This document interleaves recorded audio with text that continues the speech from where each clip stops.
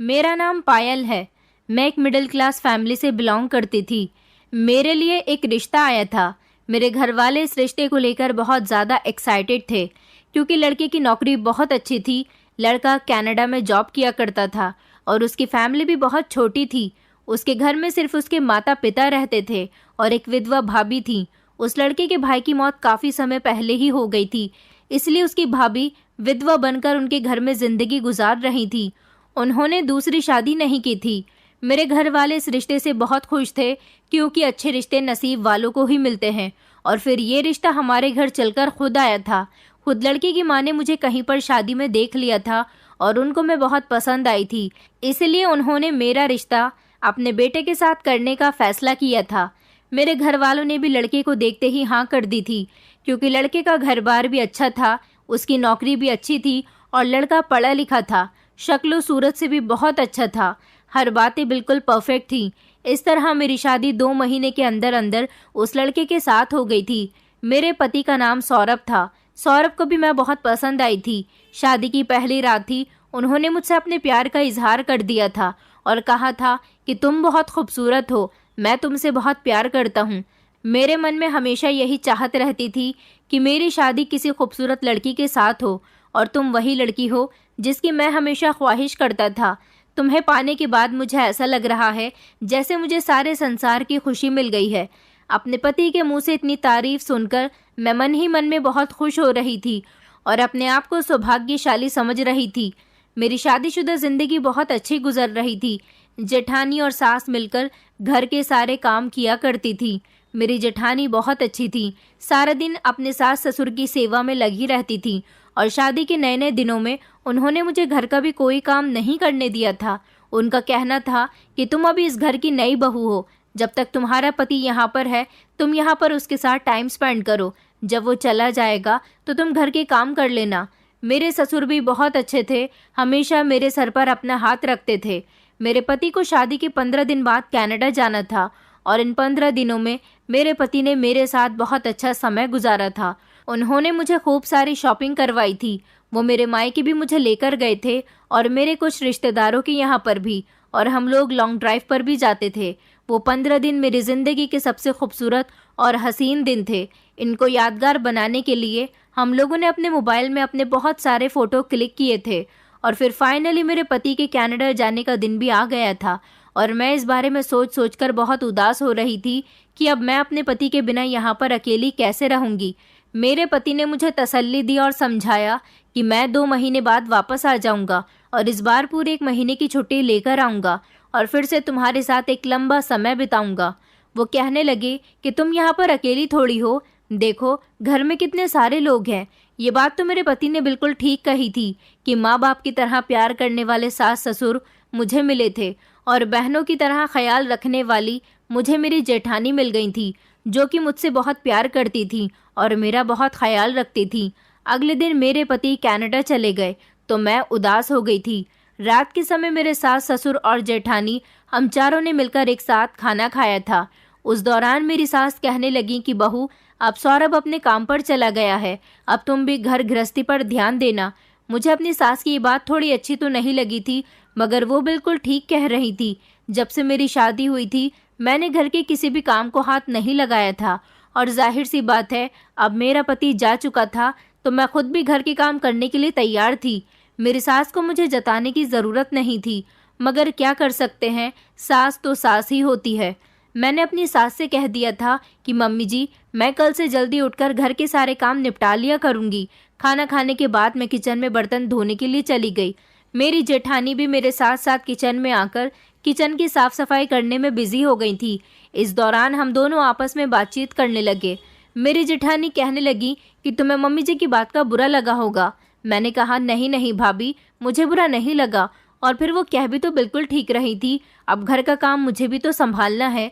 ये सुनकर मेरी जेठानी खामोश हो गई थी और अपने काम में बिजी हो गई। उसके बाद मैं अपने कमरे में आकर लेट गई थी। आज पहला दिन था जो मैं अपने कमरे में अकेली लेटी हुई थी। मुझे अजीब अजीब सा महसूस हो रहा था। अपने पति की कमी भी महसूस हो रही थी और उनकी याद भी बहुत आ रही थी। इसलिए मैंने उनको कॉल करके कुछ देर उनसे बात कर ली थी, मगर मैं सारी रात तो उनसे बात नहीं कर सकती थी। मुझे नींद भी नहीं आ रही थी, इसलिए मैं कमरे में कोई ना कोई काम कर लेती या फिर आकर अपने बिस्तर पर लेट जाती। इस तरह करते करते मुझे रात के 3 बज गए थे, लेकिन अभी तक मेरी आंखों में नींद नहीं थी। मुझे कमरे के अंदर घुटन महसूस हो रही थी, इसलिए मैं अपने कमरे से बाहर निकल गई और सोचा कि छत पर जाकर ताज़ी हवा खा लेती हूँ। वैसे भी गर्मी का समय था और छत पर बहुत अच्छी हवा चल रही थी। जैसे ही मैं अपने कमरे से बाहर निकली तो मुझे अपनी जेठानी के कमरे का दरवाज़ा खुला हुआ दिखाई दिया था। मुझे लगा शायद गर्मी की वजह से वो कमरे का दरवाज़ा खोलकर सो रही होंगी। मैं छत पर आ गई थी और काफ़ी देर तक छत पर ही टहलती रही और मोबाइल यूज़ करती रही। जब मोबाइल इस्तेमाल करते करते मेरी आंखें भारी होने लगी और मुझे लगा कि अब मुझे सो जाना चाहिए, तो मैं छत से नीचे उतर कर आई। मैंने देखा कि इस बार मेरी जेठानी के कमरे का दरवाज़ा बंद था। ये बहुत ही अजीब बात थी। 1 घंटा पहले जब मैं छत पर गई थी तो मेरी जेठानी के कमरे का दरवाज़ा खुला हुआ था और अब उनके कमरे का दरवाज़ा बंद था। फिर मैंने सोचा कि ऐसा भी हो सकता है कि अब उन्होंने कमरा बंद कर लिया हो, और वैसे भी मुझे इस बात पर ज़्यादा ध्यान नहीं देना चाहिए। कमरे का दरवाज़ा खुला हो या बंद, इस बात से कोई मतलब नहीं बनता। इसलिए मैं अपना सर झटकती हुई कमरे में आकर सो गई थी। सुबह में 7 बजे ही सोकर उठ गई थी और किचन में जाकर मैंने सबसे पहले अपने लिए चाय बनाई। घर के बाकी सब लोग सो रहे थे, इसलिए मैंने नाश्ता करने के बाद अपने कमरे की सफाई लगा ली थी। मेरी सास 9 बजे सोकर उठी थी और ससुर भी अभी तक सो रहे थे। यहाँ तक कि मेरी जेठानी भी अपने कमरे में सो रही थी। लेकिन इतने दिनों से मैं देख रही थी कि मेरी जेठानी सुबह ही 6 बजे उठ जाती थी और घर के सारे कामकाज में लग जाती थी। आज बड़ी अजीब बात थी कि मेरी जेठानी अभी तक सो रही थी। मेरी सास ने मुझे चाय बनाने के लिए कहा था। मैंने अपनी सास के लिए चाय बनाई। आज मैंने पहली बार किचन में कोई काम किया था। मेरी सास को मेरे हाथ की चाय बहुत पसंद आई थी। मैंने अपनी सास से कहा कि मम्मी जी, भाभी की तबीयत ठीक तो है ना? आज वो बड़ी देर तक सो रही हैं। तो मेरी सास कहने लगी, हाँ, मैंने ही उसको देर तक सोने के लिए कहा था। अब घर का कामकाज करने के लिए तुम आ गई हो ना, तो घर के सारे काम तुम ही किया करोगी। अपनी सास की बात सुनकर मैं हैरान रह गई थी। उन्होंने कहा कि आंचल पिछले 5 साल से इस घर की गृहस्थी को संभाले हुए है। उसका पति इस घर में नहीं है, फिर भी वो घर के सारे काम करती है। अब तुम उसे आराम दो और घर के काम तुम करो, साथ ही साथ अपनी जेठानी की और सास ससुर की भी सेवा करो। मैं अपनी सास की इस बात पर कुछ नहीं बोली थी और खामोशी से अपने काम में लग गई थी। मुझे अपनी सास की ये बात बड़ी अजीब लगी थी कि अगर मेरी जेठानी की शादी को 5 साल हो गए थे और 5 साल से वो अपने सास ससुर की सेवा कर रही थी, तो इसमें कौन सी बड़ी बात थी। और वैसे भी आंचल भाभी भले ही विधवा थी, लेकिन थी तो वो भी इस घर की बहू ही, और वो यहाँ पर रहती भी हैं, तो इसीलिए घर का कामकाज करना उनकी भी जिम्मेदारी बनती है। अब ऐसा तो नहीं है कि मेरे इस घर में आ जाने से वो कोई काम ही नहीं करेंगी। जो भी था, जैसा भी था, मैं इस घर की बहू थी और अभी मेरी शादी को हुए ही कितने दिन थे। घर के सारे कामकाज मुझ पर डाल दिए गए थे। इस घर में कपड़े भी हर रोज ही धुलते थे। सब लोग रोज कपड़े चेंज करते थे।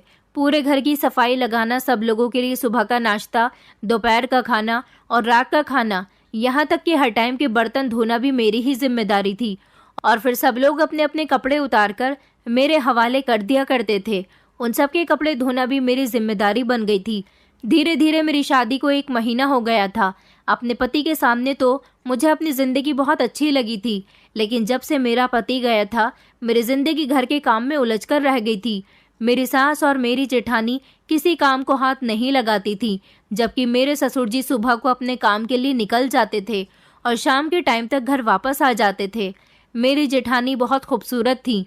वो विधवा थी। उनके दिल में अपने पति का गम था, मगर फिर भी उनके खूबसूरती में कोई कमी नहीं आई थी। कहते हैं कि जब इंसान सेहतमंद और देखने में अच्छा भला होता है, अगर उसके ऊपर कोई दुख आ जाए तो वो इंसान पूरी तरह से बदल जाता है।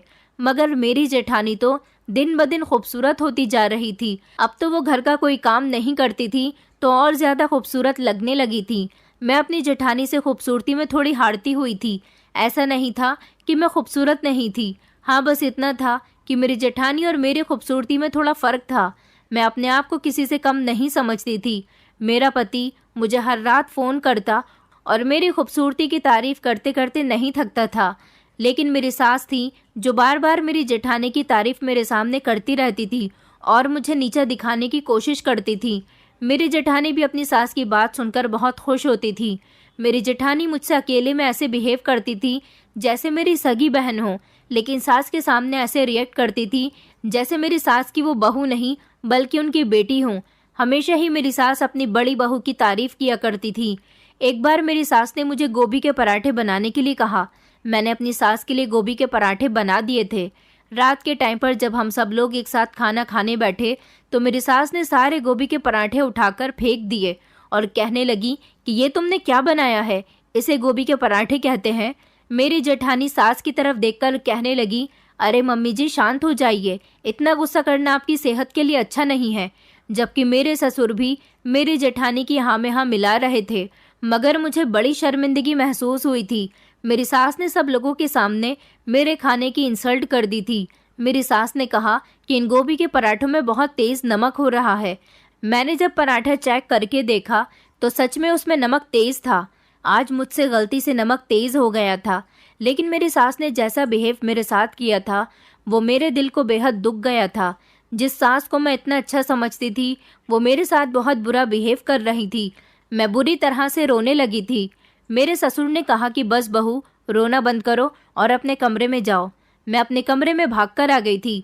मैंने खाना भी नहीं खाया था, लेकिन मुझे आवाज़ आ रही थी कि मेरे ससुर मेरी साइड से बोल रहे थे और मेरी सास को डांट रहे थे कि तुम्हें बहू को इतना भी जलील नहीं करना चाहिए था।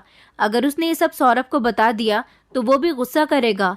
मेरी सास कहने लगी, अगर गुस्सा करता है तो करता रहे, उसकी पत्नी भी तो कैसी है। अगर अपनी पत्नी के हाथ का खाना खा लेगा तो कहेगा कि मैंने उसे सही डांट लगाई है।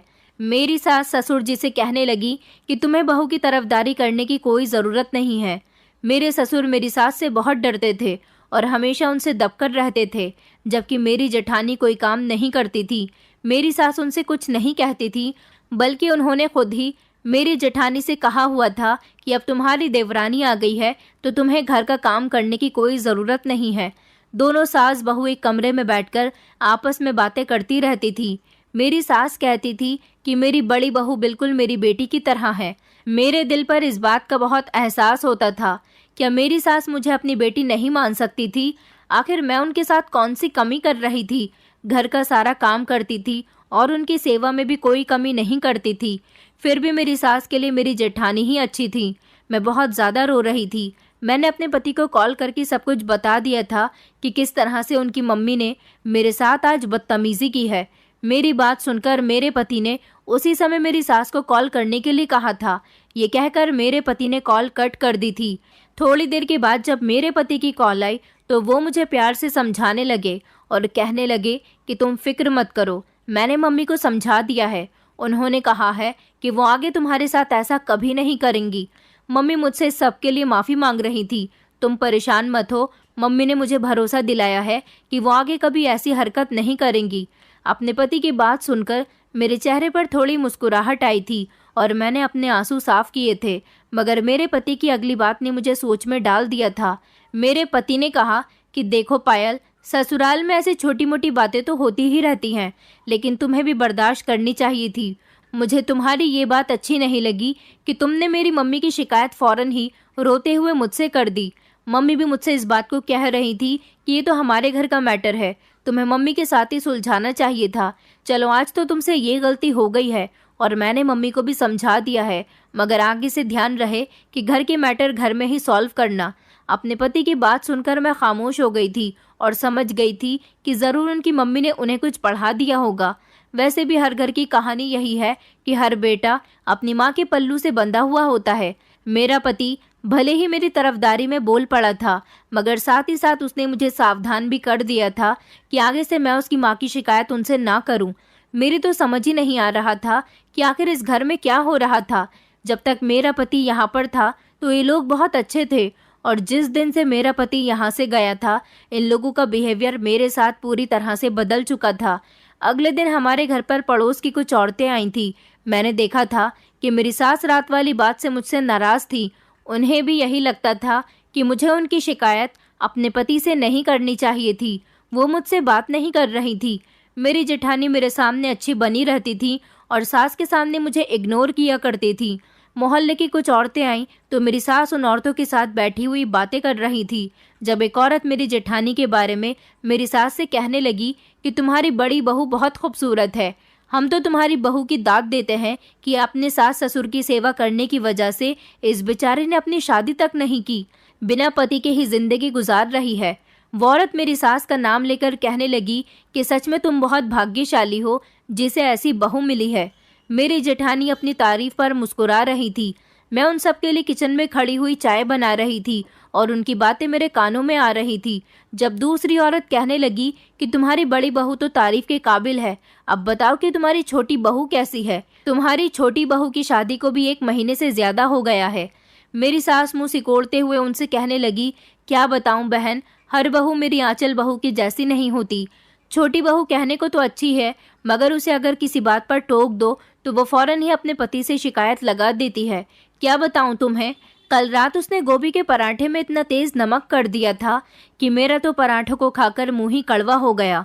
मैंने अपनी बहू से सिर्फ इतना कहा था कि इसमें नमक बहुत तेज है, तो पलटकर बहू ने अपने पति को फोन कर दिया और फिर उसका पति मुझसे फोन पर बहुत लड़ा था। हार कर मुझे ही अपने बेटे से माफी मांगनी पड़ गई थी। अपनी सास की बात सुनकर मैं हैरान रह गई थी, जबकि वो औरतें भी मेरी सास से कह रही थी कि तुम्हारी छोटी बहू तो बड़ी ही चालाक निकली। मुझे अपनी सास की बातों पर बहुत गुस्सा आ रहा था कि वो मोहल्ले की औरतों के बीच मुझे बदनाम कर रही थी। मैं भी अपनी सास से कोई बात नहीं कर रही थी। अगले दिन रात को मुझे फिर से नींद नहीं आ रही थी। मैं अपने कमरे से निकलकर छत पर जाने वाली थी और अपने कमरे का दरवाज़ा बंद कर रही थी, जब अचानक मेरी नज़र जेठानी के कमरे की तरफ गई।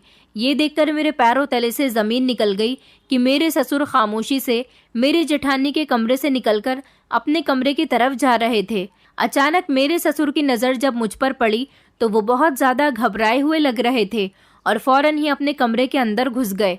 आखिर आधी रात के टाइम पर मेरे ससुर का मेरी जेठानी के कमरे में क्या काम था? मैं तो चौंक कर रह गई थी। और फिर मेरे ससुर इतनी खामोशी से चोरों की तरह मेरी जेठानी के कमरे से क्यों निकल रहे थे और मुझे देखकर क्यों घबरा गए थे? मेरी तो कुछ समझ ही नहीं आ रहा था। मैं छत पर चली गई थी और काफ़ी देर के बाद अपने कमरे में आई थी। अगले दिन शाम का टाइम था, जब मेरी सास कहीं पर जा रही थी।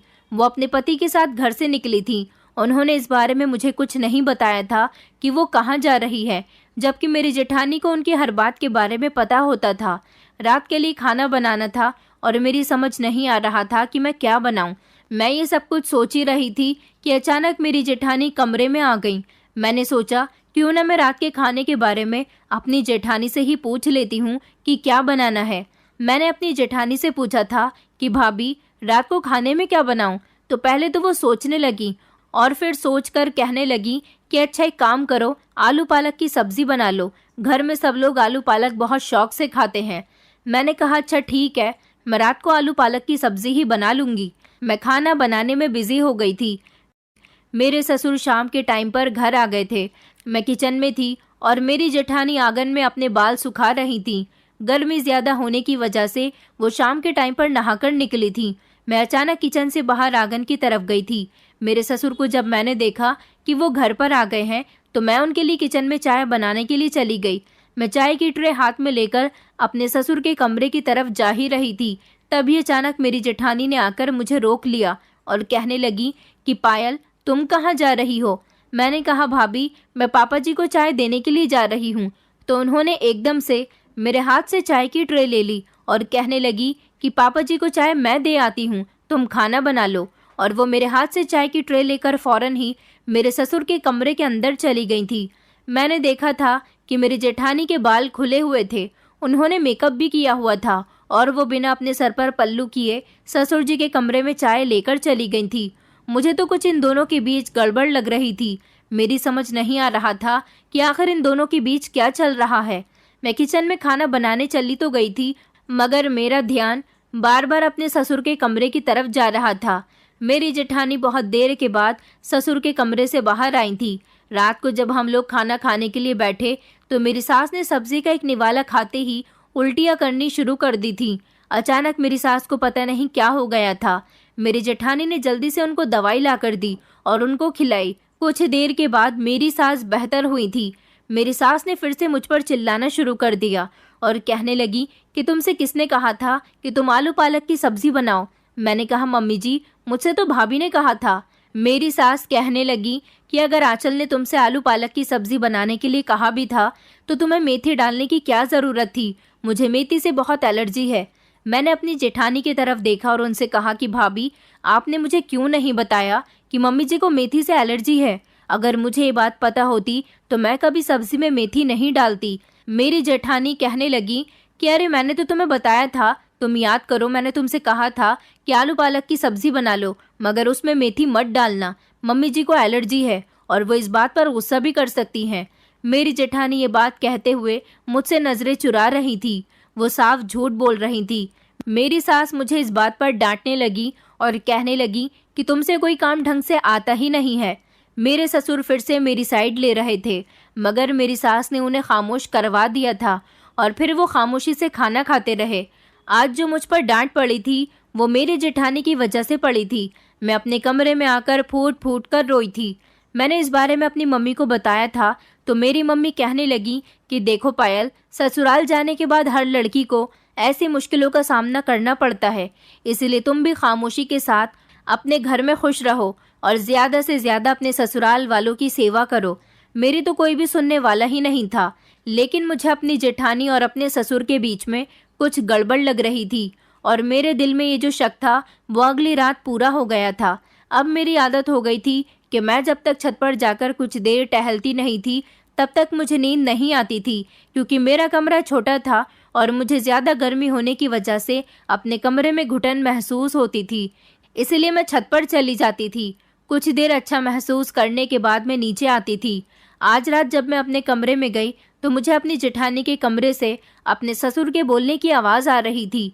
कमरे का दरवाज़ा तो बंद था, मगर हल्की सी खिड़की खुली हुई थी। मैं खिड़की से कान लगाकर उन लोगों की बातें सुनने की कोशिश कर रही थी जब मुझे अपनी जेठानी और ससुर के बोलने की आवाज़ आई। मेरी जेठानी और मेरे ससुर आपस में बड़ी प्यार मोहब्बत की बातें कर रहे थे। उन लोगों की बातें सुनकर मेरे कान खड़े हो गए थे। साथ ही साथ मेरे ससुर ने यह भी कहा था कि आज तुमने पायल के साथ बहुत गलत किया है। मेरी जेठानी ससुर से कहने लगी कि मैंने उसके साथ कुछ गलत नहीं किया, आपने ही तो मुझे बताया था कि वो आपको मेरे कमरे में आते हुए देख चुकी है।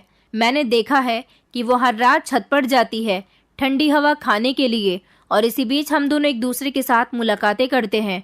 उस दिन तो उसने आपको मेरे कमरे से निकलते हुए देखा था, लेकिन अगर किसी दिन उसे हम दोनों की सच्चाई पता चल गई तो वो मम्मी जी को ये बात बता सकती है।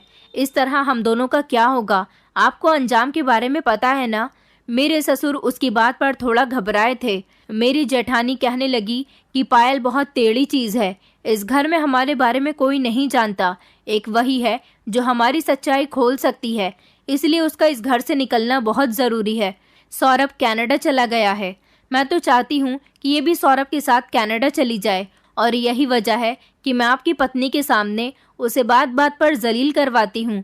उस दिन खाने में नमक भी मैंने ही तेज़ किया था, और कल भी आलू पालक की सब्ज़ी बनाने के लिए उसे मैंने ही कहा था, क्योंकि मैं जानती थी कि आलू पालक की सब्ज़ी में मेथी डलती है और आपकी पत्नी को मेथी से एलर्जी है।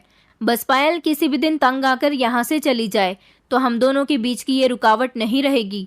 अपनी जेठानी और ससुर की बातें सुनकर मेरे होश उड़ गए थे। मेरी जेठानी जो मेरी सास के सामने इतनी अच्छी बनी फिरती थी, वो बिल्कुल ऐसी नहीं थी। इसका मतलब ये था कि इन दोनों के बीच कुछ चल रहा था। अब मैंने सोच लिया था कि मैं अपनी जेठानी और ससुर का ये राज अपनी सास के सामने खोलकर ही रहूंगी। मैं इस समय अपनी जेठानी और ससुर को रंगे हाथों पकड़ने के लिए अपनी सास के कमरे में गई, जो गहरी नींद में सो रही थी। मैंने सोचा था कि मैं अपनी सास को उठाऊंगी और उनको खामोशी के साथ अपनी जेठानी के कमरे में ले जाकर उन दोनों के बीच होने वाली मुलाकात के बारे में उन्हें पता चल जाएगा, और उन्हें ये भी पता चल जाएगा कि आखिर उनकी बड़ी बहू उनके ही पति के साथ चक्कर चला रही है। मुझे तो अपनी जेठानी पर शर्मिंदगी महसूस हो रही थी। मैं जैसे ही अपने सास के पास गई और मैंने उनको आवाज़ लगाकर उठाने की कोशिश की तो मेरी सास उठ ही नहीं रही थी। मैंने अपनी सास को झंझोड़ कर रख दिया था, मगर मेरी सास इतनी गहरी नींद में सो रही थी कि उन्हें किसी भी बात से कोई फर्क नहीं पड़ रहा था। मैं बड़ी परेशान हो गई थी कि मैं अब क्या करूं। अगर मेरे ससुर कमरे में आ जाते तो मैं एक बहुत बड़ी मुसीबत में आ जाती। मेरी सास तो नहीं उठी तो मैं अपने कमरे में जाकर लेट गई थी। सारी रात मुझे अपनी जेठानी और ससुर के बारे में सोच सोच कर नींद नहीं आई थी। मगर अजीब बात ये थी कि मेरी सास इतनी गहरी नींद में कैसे सो सकती हैं। सुबह जब दिन निकला तो मैं अपने घर के काम में लग गई थी। मैंने कपड़े धोने के लिए वॉशिंग मशीन लगाई थी। मेरी सास की लाइट कलर की साड़ी थी जिसको मैंने पहले ही मशीन में डाल दिया था। कोई रंगीन कपड़ा इसीलिए नहीं डाला था कि कहीं मेरी सास की साड़ी खराब ना हो जाए, और मशीन चलती हुई छोड़कर मैं अपने काम में बिजी हो गई थी। जब थोड़ी देर के बाद मैं वॉशिंग मशीन के करीब पहुंची तो ये देखकर मेरे होश उड़ गए थे कि वॉशिंग मशीन के अंदर रंगीन कपड़े पड़े हुए थे और मेरी सास भी वहां पर आ गई थी। मेरी सास जोर जोर से चिल्ला रही थी कि तुमने मेरी नई साड़ी खराब कर दी। मगर मुझे अच्छी तरह से याद था कि मैंने अपनी सास की ही साड़ी पहले धोने के लिए डाली थी और उसके साथ कोई दूसरा कपड़ा इसीलिए नहीं डाला था कि उसका कलर मेरी सास की साड़ी पर लग सकता था। मेरी सास ने आज भी मुझे बहुत उल्टी सीधी बातें सुनाई थी। मैं उनकी सारी बातों को आज बर्दाश्त कर गई थी क्योंकि मैं समझ गई थी कि ये मेरे साथ किसने किया है। मेरी जेठानी मुझे इस घर से निकलवाना चाहती हैं ताकि उसका राज किसी और के सामने न आ जाए। मैंने इस बारे में अपने पति को बताया कि तुम्हारे पिता और तुम्हारी भाभी का अफेयर चल रहा है। वो दोनों आधी रात में एक दूसरे के साथ मुलाकातें करते हैं। ससुर जी भाभी के कमरे में जाते हैं और वो दोनों न जाने कमरे के अंदर क्या करते हैं। मेरे पति ने मुझे फ़ोन पर ही बहुत डांटा था। उन्हें मेरी बात पर यकीन ही नहीं आ रहा था और वो कह रहे थे कि पहले तो तुम मुझसे मेरी मम्मी की शिकायत करती थी और अब तुम मेरे पापा और मेरी भाभी की भी शिकायत कर रही हो। आखिर तुम चाहती क्या हो? मैंने अपने पति को बताया कि आपकी भाभी मुझे आपकी माँ की नज़रों में गिराना चाहती है और वो मुझे इसलिए तंग कर रही है क्योंकि मैं यहाँ से चली जाऊँ और वो दोनों खुलकर अय्याशी कर सकें। मेरे पति ने उल्टी सीधी बातें सुनकर फ़ोन कट कर दिया था। मेरी समझ नहीं आ रहा था कि मैं क्या करूं। अब मैंने सोच लिया था कि मुझे रात को सावधान रहना होगा। मुझे रातों को सोना नहीं है और जागकर अपनी जेठानी और अपने ससुर पर कड़ी नज़र रखनी है। मेरे पति के 2 महीने कनाडा में रहते हुए पूरे हो गए थे। अब उन्हें 1 महीने के लिए हमारे घर आना था। मैं चाहती थी कि मेरे पति के आते ही इन लोगों की सच्चाई खुल जाए, इसलिए मैं 2 दिन तक सब कुछ बर्दाश्त करती रही थी और बिल्कुल खामोश रही थी क्योंकि मैं जानती थी कि मेरी सास बुरी औरत नहीं है। मेरी सास के दिल में मेरे खिलाफ बुराई भरने वाली औरत सिर्फ मेरी जेठानी थी। मुझे अपनी जेठानी की सच्चाई अपनी सास के सामने लानी थी। आखिर उन्हें भी तो पता चले कि उनकी इतनी अच्छी बहू क्या गुल खिला रही है। मेरे पति घर आ चुके थे लेकिन मेरे पति मुझसे नाराज थे। बड़ी मुश्किल से मैंने उन्हें मनाया था और उनसे माफ़ी मांगी थी कि मैं कभी भी किसी के बारे में आपसे कोई बुराई नहीं करूंगी। तब जाकर वो मुझसे राज़ी हुए थे। मेरे पति के घर आते ही मेरी सास ने उनको मेरी बहुत सारी बुराइयां बता दी थीं।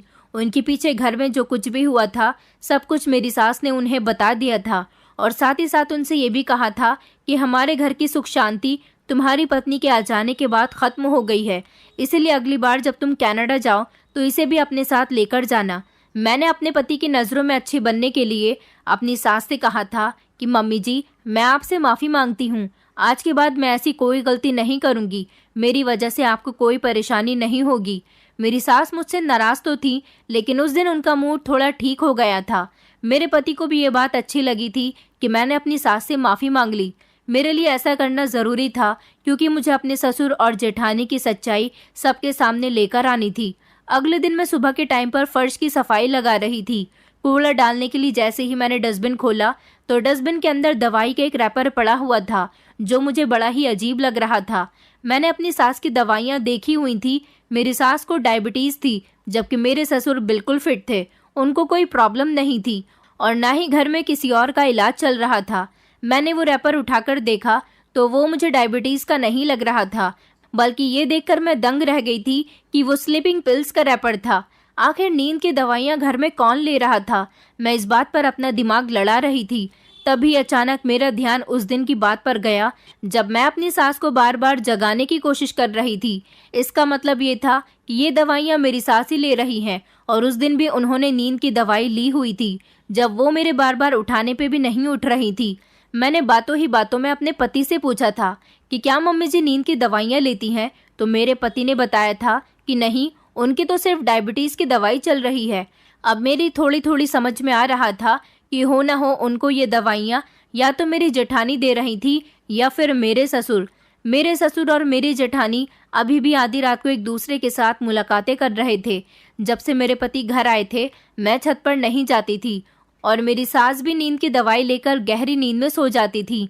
हम दोनों कमरे में बंद होते थे और इस बात का फ़ायदा उठाकर मेरे ससुर और मेरी जेठानी एक दूसरे से मिल लेते थे। अब सब कुछ ठीक ठाक मेरे सामने था, मगर मेरी ये समझ नहीं आ रहा था कि मैं अपनी सास के सामने ये सच्चाई कैसे लेकर आऊं। मैंने एक प्लान बनाया था। मैंने अपने पति और अपनी सास से कहा था कि मेरे मायके वालों ने हमारे पूरे घर को इनविटेशन दिया है, उन्होंने हमें खाने पर बुलाया है। मैं जानती थी कि मेरी जेठानी मेरे मायके कभी नहीं जाएंगी, क्योंकि मेरी जेठानी घर से बाहर कभी निकलती ही नहीं थी। अगले दिन मैं अपने पति, अपनी सास और ससुर के साथ अपने मायके चली गई थी। रात को हम लोगों ने देर से खाना खाया था ताकि हमें देर हो जाए। मेरा मायका मेरे ससुराल के घर से बहुत दूर था। हम लोगों के पास अपनी गाड़ी भी नहीं थी। हम लोग ऑटो से मेरी ससुराल पहुंचे थे। रात के 11 बज रहे थे जब मेरी सास ने घर चलने के लिए कहा। मैं अपनी मम्मी को अपना पूरा प्लान बता चुकी थी। मेरी मम्मी मेरे प्लान में शामिल हो गई थी और मेरा साथ दे रही थी। इसलिए मेरी मम्मी ने मेरे पति और मेरी सास को आज रात रुकने के लिए कहा था। उन्होंने कहा था कि आप लोग कल सुबह चले जाइएगा, और वैसे भी सवारी की भी परेशानी होती है, इतनी रात को आप लोगों को कोई ऑटो भी नहीं मिलेगा। रही मेरे ससुर की बात, मेरे प्लान के मुताबिक उन्होंने हमारे घर पर रुकने से साफ इनकार कर दिया था और उन्होंने मेरी सास से कहा था कि तुम लोग यहाँ रुक जाओ, कल सुबह आराम से आ जाना। उनका इतना कहने का मकसद यही था कि वो आराम से जेठानी के साथ मुलाकात कर लेते। मेरी मम्मी और मेरी भाभी ने मेरी सास और पति से बहुत जिद की थी रुकने के लिए, तो इसीलिए वो लोग हमारे घर पर रुक गए थे। मेरे ससुर को मेरा भाई अपनी बाइक पर घर छोड़ने के लिए चला गया था। आज रात मेरी जेठानी और मेरे ससुर का रास्ता पूरी तरह से साफ था, मगर वो लोग नहीं जानते थे कि वो लोग मेरे प्लान में बुरी तरह से फंस चुके हैं। अभी तो ज़्यादा टाइम नहीं हुआ था। मुझे बड़ी बेचैनी के साथ रात के 3 बजने का इंतज़ार था। आज मेरी सास भी कह रही थी कि ना जाने क्यों आज मुझे नींद नहीं आ रही है। वैसे तो मैं जल्दी ही सो जाती हूँ। रात के 3 बजने ही वाले थे जब मैंने अपनी सास और अपने पति को ये बात बता दी कि भाभी और पापा जी का आपस में अफेयर चल रहा है। मेरी ये बात सुनकर मेरी सास और मेरे पति को यकीन नहीं आया था, जबकि मेरा पति मुझ पर बहुत गुस्सा करने लगा और धीमी धीमी आवाज़ में इसलिए बात कर रहा था क्योंकि मेरे घर वालों को ये बात पता न चल जाए कि वो मुझसे लड़ रहा है। मेरी सास ने भी मेरे पति से कहा कि देखो, मैंने तुमसे कहा था ना कि तुम्हारी पत्नी बहुत चालाक है, अपने ससुर पर इल्ज़ाम लगा रही है। मैं जानती थी कि ये लोग मेरे बारे में इसी तरह की बातें करेंगे, इसलिए मैंने उनसे कहा था कि अगर आप लोगों को मेरी बात पर यकीन नहीं आता तो आप लोग मेरे साथ अभी और इसी वक्त घर चलें, क्योंकि ये दोनों आधी रात के समय ही एक दूसरे से मुलाकातें करते हैं।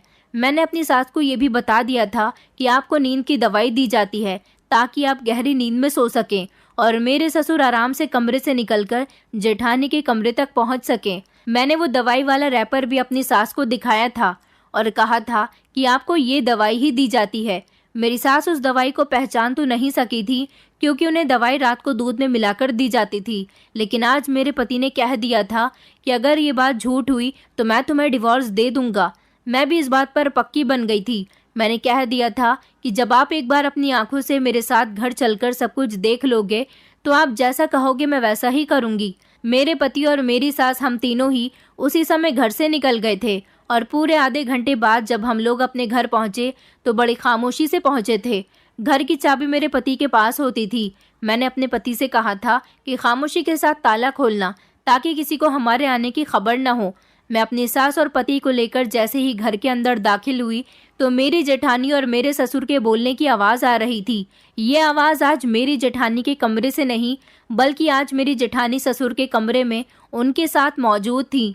मेरे ससुर मेरी जेठानी को अपनी बाहों में भरे हुए थे और उनके साथ प्यार भरी बातें कर रहे थे और उनसे कह रहे थे कि आज तो ऐसा लग रहा है जैसे तुम ही मेरी पत्नी हो। आज इतने समय के बाद तुम्हें अपने कमरे में देखकर मुझे बड़ी खुशी हो रही है।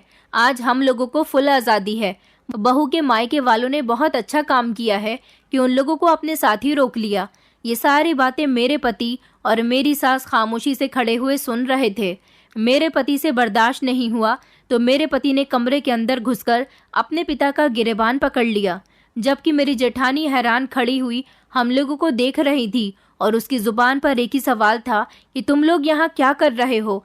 जब मेरी सास ने उसके मुंह पर थप्पड़ मार दिया और कहा कि घटिया औरत, मैंने तुझे अपनी बेटी बनाया था और तू मेरे ही पति के साथ ये सब कुछ कर रही है, तुझे शर्म नहीं आई। याद में रिश्ते में तेरे पिता समान है और तू इसके साथ रंगरलियां मना रही है। मेरे पति ने भी मेरे ससुर से सवाल किया था कि आखिर ये सब क्या हो रहा है और कब से चल रहा है। फिर वही हुआ जो मैंने सोच रखा था। मेरे ससुर ने सब कुछ अपने मुंह से उगल दिया। मेरे पति और मेरी सास के बीच सारी सच्चाई आ गई थी। जिस दिन से मेरे जेठ की मौत हुई थी उसके बाद से ही मेरी जेठानी किसी के साथ अपनी हवस पूरी करने के लिए तड़प रही थी, इसलिए उसने मेरे ससुर पर डोरे डालने शुरू कर दिए। मेरी जेठानी का इस दुनिया में कोई नहीं था, इसलिए वो कहीं नहीं जा सकती थी। मेरी जेठानी बेहद खूबसूरत थी। मेरे ससुर ने उसे अपने काबू में कर लिया और उन लोगों ने मेरी सास को नींद की दवाई देना शुरू कर दी और वो दोनों आधी रात के बीच एक दूसरे के साथ मुलाकातें करते थे। मेरी सास के दिमाग में कहीं ये बात न आ जाए कि वो मेरी जेठानी की दूसरी शादी कर दे। मेरी जेठानी दूसरी शादी नहीं करना चाहती थी क्योंकि उसकी ज़िंदगी यहाँ पर बहुत अच्छी गुजर रही थी, इसलिए उसने मेरी सास को अपनी बातों में लगाए रखा और मेरी सास की फेवरेट बन गई ताकि कभी मेरी सास उसको इस घर से निकालने के बारे में सोचे भी ना। मेरा पति तो शुरू से ही कनाडा में रहता था, बस कभी कभी ही अपने घर में आता था, इसलिए उन दोनों के बीच आने वाला कोई नहीं था। जब मेरी शादी हुई और मेरी जेठानी को लगा कि मैं उनकी सच्चाई जान जाऊंगी, इसलिए उसने मेरी सास को मेरे खिलाफ भड़काना शुरू कर दिया और वो बस ये चाहती थी कि मैं किसी भी तरह अपने पति के साथ कनाडा चली जाऊं।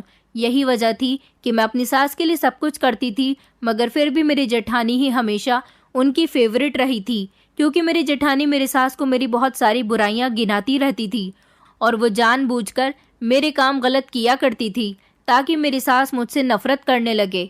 या तो मेरी सास मुझे इस घर से निकाल दे या फिर मुझे मेरे पति के पास भेज दे। और अब उनकी सारी सच्चाई मेरे पति और मेरी सास के बीच आ गई थी। मेरे पति ने फैसला कर लिया था कि वो इस घर को छोड़कर जा रहे हैं।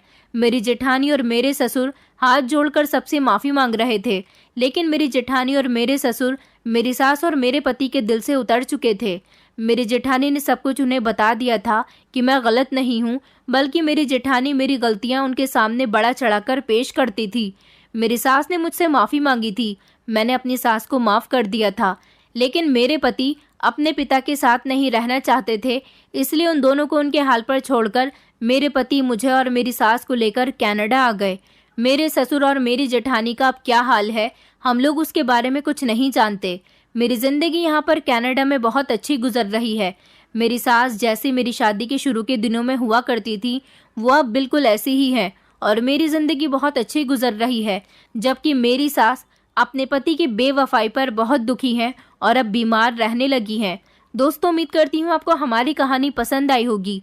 कहानी पसंद आई है तो वीडियो को लाइक करें, चैनल पर नए हैं तो चैनल को सब्सक्राइब करें और हाँ, नोटिफिकेशन बेल को ज़रूर दबाएं ताकि अगली अपडेट सबसे पहले आपको मिले।